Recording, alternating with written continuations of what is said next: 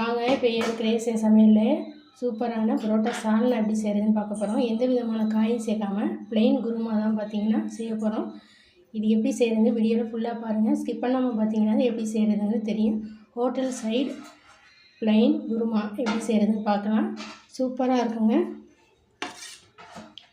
ஒரு சில இன்க்ரீடியன்ஸ் இதில் சேர்த்தாலே போதும். நம்ம எந்த விதமான காயும் சேர்க்காமல் இந்த குருமா அட்டகாசமான சுவையில் இருக்குங்க. வாங்க இது எப்படி செய்கிறதுங்கிறத வீடியோவில் போய் பார்க்கலாம்.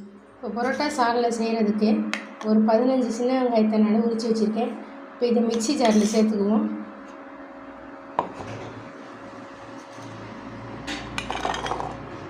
இந்த மிக்ஸி ஜாரில் சேர்த்து தண்ணி சேர்க்காமல் நீங்கள் நைஸாக அரைச்சிக்கோங்க.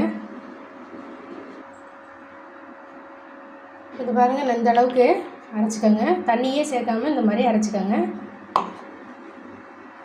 இப்போ அதே மிக்ஸி ஜாரில் ஒரு 1/4 மூடி தேங்காய் பொடியை நான் கட் பண்ணி இதை சேர்த்துக்கிறேன். இப்போ கூடவே பார்த்திங்கன்னா வறுத்த நிலக்கடலை 1 ஸ்பூன், பொட்டுக்கடலை 1 ஸ்பூன், சோம்பு 1 ஸ்பூன் சேர்த்து தண்ணி சேர்த்து இதை நைஸாக பேஸ்ட்டாக அரைச்சிக்கோங்க.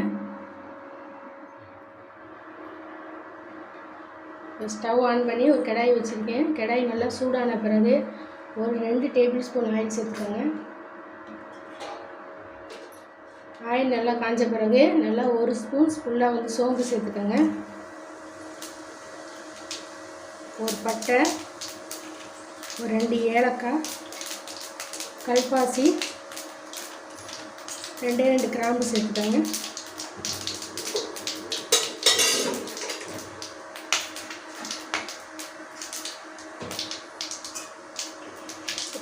சோம்பு நல்லா பொரிஞ்ச பிறகு அரைச்சி வச்ச வெங்காய பேஸ்ட்டு சேர்த்துக்கோங்க.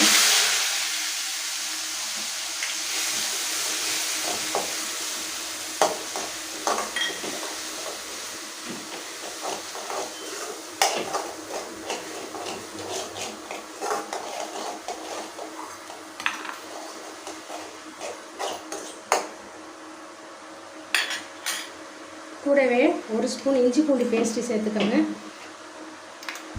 வெங்காயம் பேஸ்ட்டு இஞ்சி பூண்டு பேஸ்ட்டும் பச்சை ஸ்மெல் போகிற வரைக்கும் நல்லா வதக்கிக்கோங்க.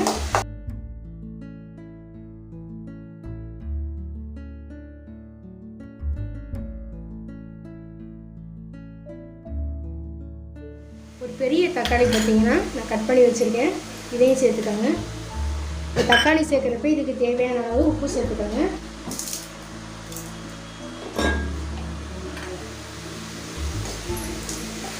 உப்பு சேர்த்து தக்காளி நல்லா வதக்கிக்கோங்க.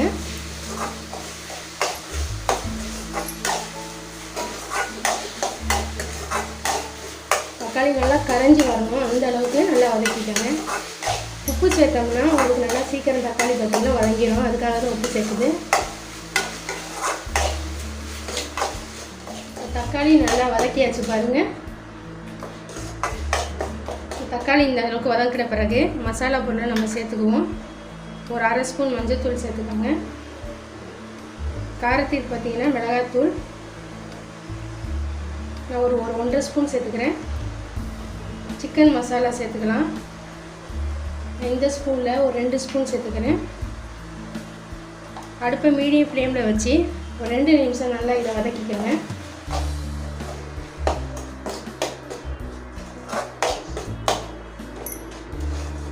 மசாலா பார்த்திங்கன்னா எண்ணெயில் வதக்க நம்ம ஊற்றுற எண்ணெய் பிரிஞ்சு வரும். அந்த அளவுக்கு நல்லா மீடியம் ஃப்ளேமில் வச்சு வதக்கிக்கோங்க.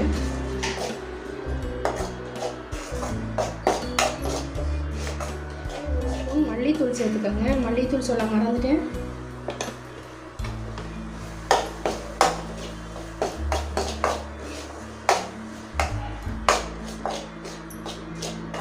தண்ணி சேர்த்துக்கலாம்.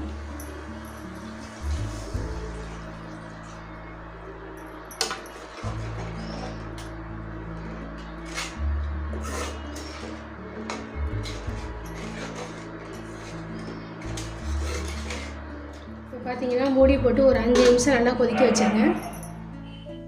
இப்போ மசாலா சேர்த்து நல்லா கொதிச்சிட்டு இருக்கு பாருங்கள்.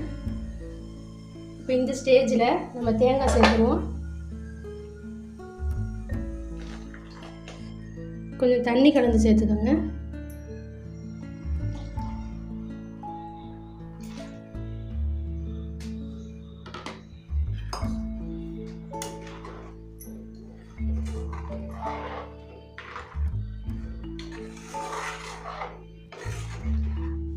இது நல்லா இந்த மாதிரி கலந்து விட்டு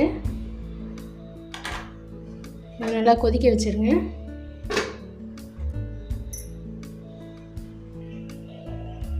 சூப்பராக பார்த்தீங்கன்னா குருமா கொதிச்சிட்ருக்கு பாருங்கள். அவ்வளோதாங்க, குருமா ரெடி ஆகிடுச்சு. நல்லா சூப்பராக வந்திருக்கு பாருங்கள் ப்ளெயின் குருமா. அடுப்பை ஆஃப் பண்ணிடலாம்.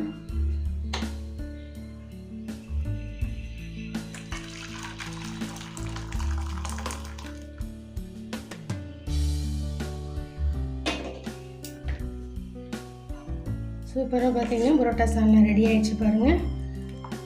புரோட்டா சப்பாத்திலாம் அவ்வளோ அருமையாக இருக்குங்க. கண்டிப்பாக நீங்கள் ட்ரை பண்ணி பாருங்கள். ட்ரை பண்ணி பார்த்துட்டு எப்படி இருக்குன்னு ஃபீட்பேக்கில் கமெண்ட் போடுங்க. இந்த வீடியோ பிடிச்சிருந்துச்சுன்னா நம்ம சேனல் லைக் பண்ணுங்கள். ஏஆர் கிரியேஷன்ஸ் சேனலுக்கு சப்ஸ்கிரைப் பண்ணுங்கள். தேங்க்யூ.